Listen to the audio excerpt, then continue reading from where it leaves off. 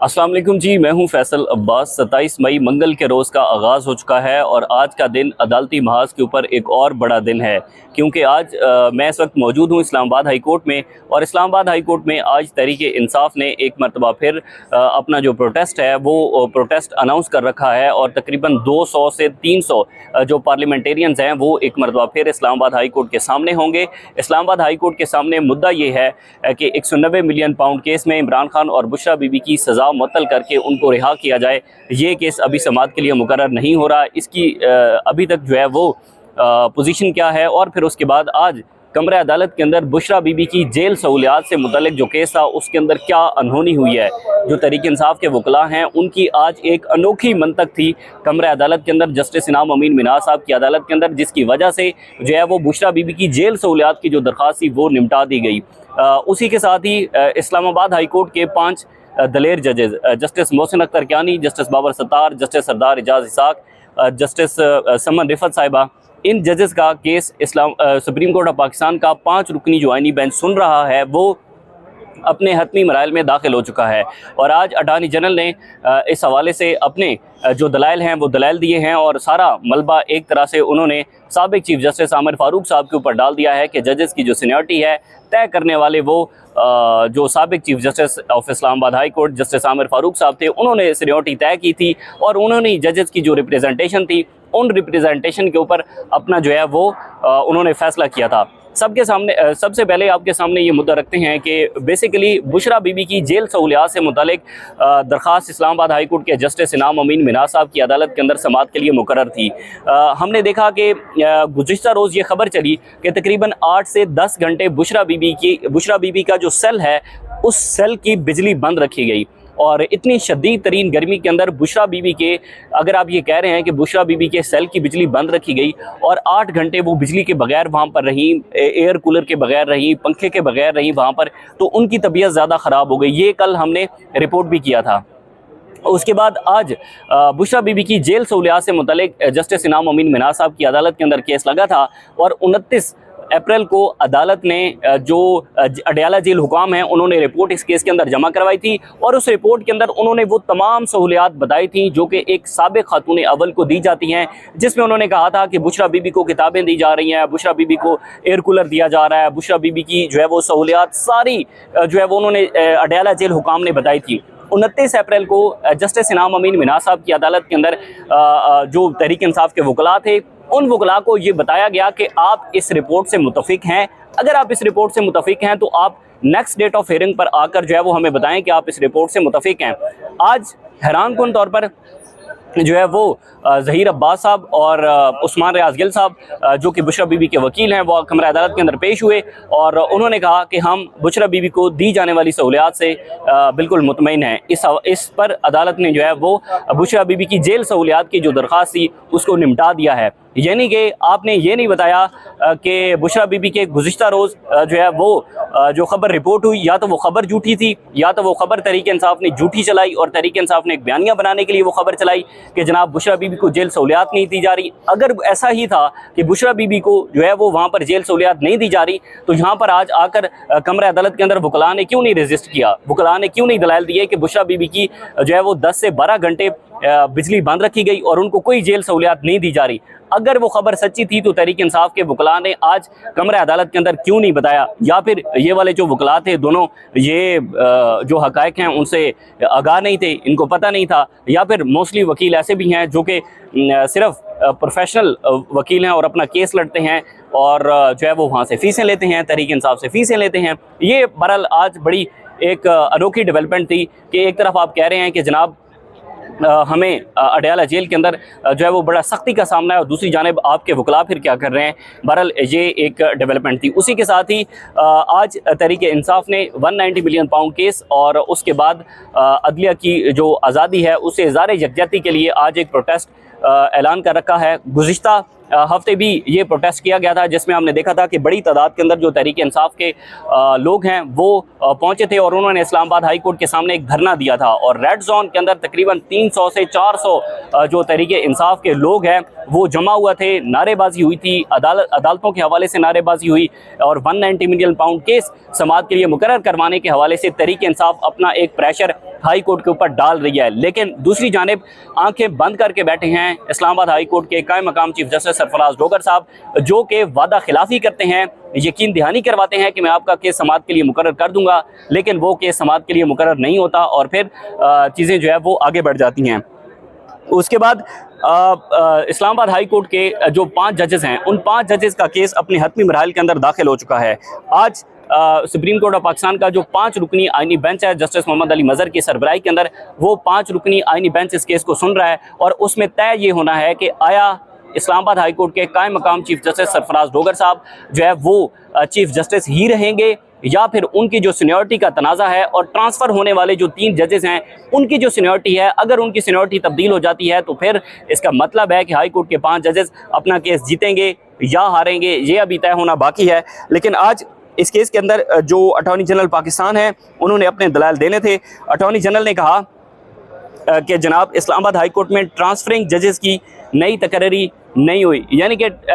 Attorney general भी उसी नुक्ते पर जोर दे रहे हैं जिस नुक्ते के ऊपर वफाकी हुकूमत, ज़ाहिर है वो वफाकी हुकूमत के नुमाइंदे हैं जो उस पर जोर दे रहे हैं। उसके बाद उन्होंने कहा कि सुप्रीम कोर्ट करार दे चुकी है कि सीनियरिटी तकर्री के दिन से ही शुरू होगी, यानी कि अटॉर्नी जनरल का ये मौक़िफ़ है कि जिस दिन उनकी किसी भी हाई कोर्ट के अंदर तकर्री हुई, अगर उनकी लाहौर हाई कोर्ट के अंदर हुई, बलूचिस्तान हाई कोर्ट के अंदर हुई, सिंध हाई कोर्ट के अंदर हुई, तो उसी दिन से उनकी जो सीनियरिटी है वो काउंट होगी। यानी कि वो डिफेंड कर रहे हैं कायम मकाम चीफ जस्टिस सरफराज डोगर साहब की तैनाती को और उनके चीफ जस्टिस की कुर्सी को डिफेंड कर रहे हैं अटॉर्नी जनरल पाकिस्तान। उसके बाद वो कहते हैं कि सेक्रेटरी लॉ ने ट्रांसफ़र जस्टिस शकील अहमद ने कहा कि सेक्रेटरी लॉ ने ट्रांसफ़र जजेस के हल्फ ना उठाने की वजाहत क्यों दी। अटॉर्नी जनरल ने कहा कि वजाहत की वजह एडवांस की मंजूरी के बाद जजेस के नोटिफिकेशन में अबहम ना हो, इस वजह से जो सेक्रेटरी डिफेंस है उन्होंने सेक्रेटरी एडवाइज़र हैं उन्होंने दी। उसके बाद अटॉर्नी जनरल ने कहा कि जस्टिस आमिर फारूक सीनियरिटी के तयन में मुकम्मल तौर पर आज़ाद थे और उन्होंने कहा कि जो साबिक इस्लामाबाद हाई कोर्ट के चीफ जस्टिस आमिर फारूक साहब थे, इसका मतलब है कि उन्होंने फिर अपने हाई कोर्ट के 5 जजेस की पीठ के अंदर छुरा घोंपा और उसी साबिक चीफ जस्टिस आमिर फारूक साहब ने ही सीनियरिटी तय की। साबिक चीफ जस्टिस आमिर फारूक साहब ने ही इस्लामाबाद हाई कोर्ट के 5 ख़त लिखने वाले जजेस से इंतकामी कार्रवाई की और उन्होंने जो है वो उनको इंतकामी कार्रवाई का निशाना बनाया। ये अटॉर्नी जनरल आज मान रहे हैं वहाँ पर। उसके बाद अटॉर्नी जनरल ने कहा कि इस्लामाबाद हाई कोर्ट 5 जजेस की रिप्रेजेंटेशन पर जस्टिस आमिर फारूक ने फैसला सुना दिया। बिल्कुल आमिर फारूक साहब ने फैसला सुनाया जब हाई कोर्ट के 5 जजेस ने रिप्रेजेंटेशन भिजवाई कि इन जजेस की तकर्री, इन जजेस की सीनियरिटी बिल्कुल गैर आईनी है, गैर कानूनी है, क्योंकि जिस हाई कोर्ट के अंदर इनका पहला दिन था उसी दिन इनको हल्फ लेना था जिस दिन इनका ट्रांसफ़र हुआ था। ये बात chief justice of Pakistan justice Yahya Khan Afridi साहब रिपोर्टर्स के साथ मुलाकात के अंदर इस बात को मान चुके हैं कि उनकी जो सीनियरिटी है वो नीचे से गिनी जाएगी, लेकिन अटॉर्नी जनरल उसके बावजूद आज डिफेंड कर रहे हैं। ये बड़ा हैरान कुन है। उसके बाद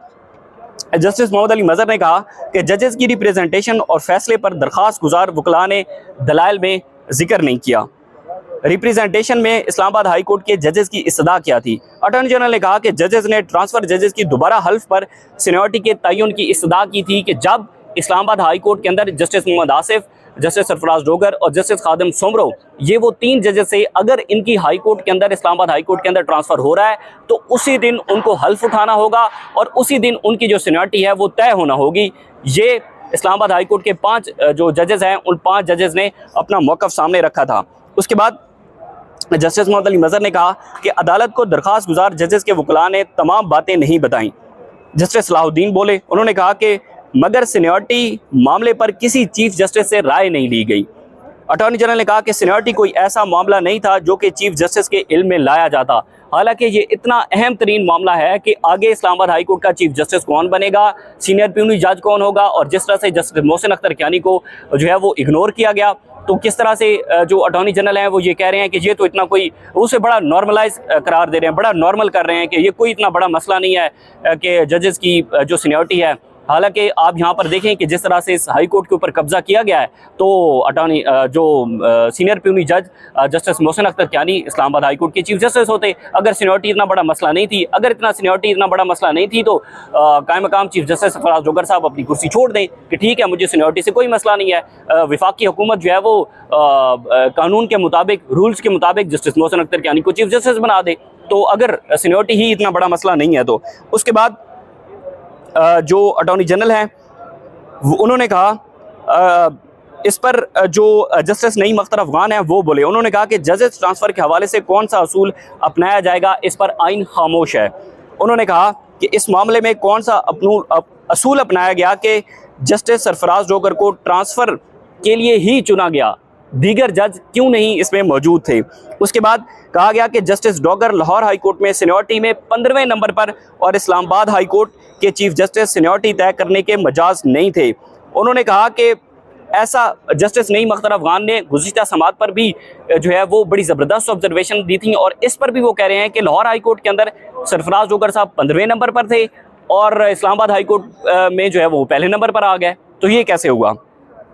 अटॉर्नी जनरल ने कहा, जनाब के जजेस इस्लामाबाद हाई कोर्ट ट्रांसफ़र हो चुके थे, लिहाजा इस्लामाबाद हाई कोर्ट के चीफ जस्टिस ही मजाज से ट्रांसफ़र शुदा जजेस इस्लामाबाद हाई कोर्ट के पुरानी हाई कोर्ट के ये अभी तय होना बाकी है। जस्टिस शकील अहमद ने कहा कि अटॉर्नी जनरल साहब 3 सवालात पर अदालत की मुआवनत कीजिए। नंबर 1, अगर ये ट्रांसफ़र मुस्तकिल हैं तो जजेस तैनाती तो आइन के आर्टिकल 175A के तहत होती है,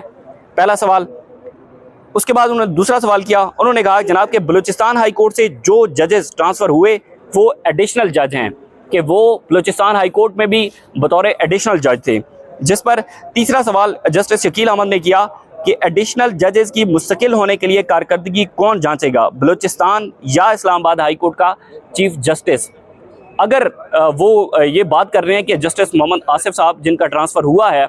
वो वहाँ पर बलूचिस्तान हाई कोर्ट के अंदर बतौर एडिशनल जज थे और वो यहाँ पर ट्रांसफ़र हुए, अब बलूचिस्तान हाई कोर्ट का चीफ जस्टिस ये तय करेगा कि ये एडिशनल जज हैं, या इस्लामाबाद हाई कोर्ट का जो चीफ जस्टिस होगा वो ये तय करेगा। अगर इस्लामाबाद हाई कोर्ट का चीफ जस्टिस होगा तो वो कौन तय करेगा, वो सरफराज जोगर साहब करेंगे, जिनकी खुद जो यहाँ पर तैनाती है उसका केस सुप्रीम कोर्ट सुन रही है और इसी जज के साथ सुन रही है। बहरहाल उसके बाद जो अटॉर्नी जनरल हैं इसके जवाब के अंदर उन्होंने दलाल दिए कि 18वीं तरमीम में आर्टिकल 175A शामिल हुआ, आइन साजों ने आर्टिकल 200 के नहीं निकाला। ये काबिल कबूल नहीं कि आर्टिकल 175A के बाद जजेस का आर्टिकल 200 पर तबादला नहीं हो सकता। उसके बाद जस्टिस शकील ने कहा कि यहाँ जजेस के तबादले में पब्लिक इंटरेस्ट क्या था। जस्टिस मोहम्मद अली मजहर ने कहा कि जजेस के ट्रांसफ़र पर सेफ्टी वाल लगाई है और रजामंदी और मशावरत के बाद तबादला नहीं हो सकता। जस्टिस नईम अख्तर अफगान ने कहा कि क्या आर्टिकल 200 की झेली सेक्शन 1 और 2 को एक साथ पढ़ा जाए, क्या आर्टिकल 200 की झेली शिक 2 के तहत तबादला अबूरी नहीं होगा। अटॉर्नी जनरल ने कहा कि जजेस का तबादला आर्जी होगा, झेली सेक्शन के तहत इजाफी अलाउंसेस भी उन जजेस को मिलेंगे। बहरहाल इस वक्त जो है वो इस्लामाबाद हाई कोर्ट के 5 जजेस का case Supreme Court of Pakistan का जो 5 रुकनी बेंच है जस्टिस मोहम्मद अली मजहर की सरबराही के अंदर वो सुन रहा है। केस अपने हतमी मराइल के अंदर दाखिल हो रहा है और सवाल एक ही है कि अगर इन जजेस का ट्रांसफ़र जो ट्रांसफ़र है वो रूल्स और आइन और कायदे के मुताबिक हुआ है तो फिर मान लीजिए चीफ जस्टिस क्यों मान रहे हैं, chief justice of Pakistan justice Yahya Khan साहब क्यों ये इस चीज़ को मान रहे हैं कि उनकी सीनियरिटी जो है वो नीचे से काउंट होगी। ये अभी बहरहाल देखना बाकी है। मज़ीद जो भी तफसीलात होंगी आपके साथ शेयर करेंगे। इजाज़त दीजिए, अल्लाह हाफ़िज़।